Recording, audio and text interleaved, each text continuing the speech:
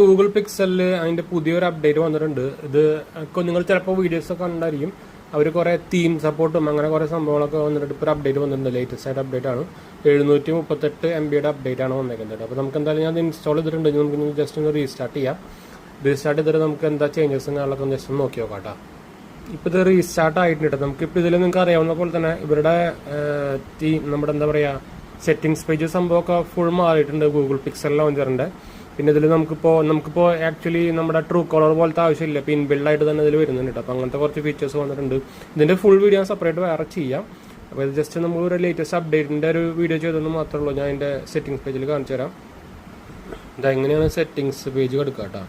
അപ്പോൾ ഇതിൽ നമുക്ക് അബൌട്ട് ദ ഡിവൈസിനൊക്കെ പറഞ്ഞ സംഭവമൊക്കെ പോയി. അതുപോലെ തന്നെ ഇപ്പോൾ നമ്മുടെ ഓവറോൾ സ്റ്റാറ്റസിനൊക്കെ പറഞ്ഞിട്ടാണ് ലാസ്റ്റ് കിടക്കുന്നുണ്ട്. അപ്പോൾ അപ്ഡേറ്റിൻ്റെ കാര്യം നോക്കിയാലും നമുക്ക് അപ്ഡേറ്റ് ഉണ്ടെങ്കിൽ നോക്കിയാൽ നമുക്ക് ഇവിടെയാണ് കിട്ടുക. അപ്പോൾ നമുക്ക് സെക്യൂരിറ്റി പാച്ച് അപ്ഡേറ്റും ഡിസംബറിലത്തെ സെക്യൂരിറ്റി പാച്ച് അപ്ഡേറ്റ് ആയി.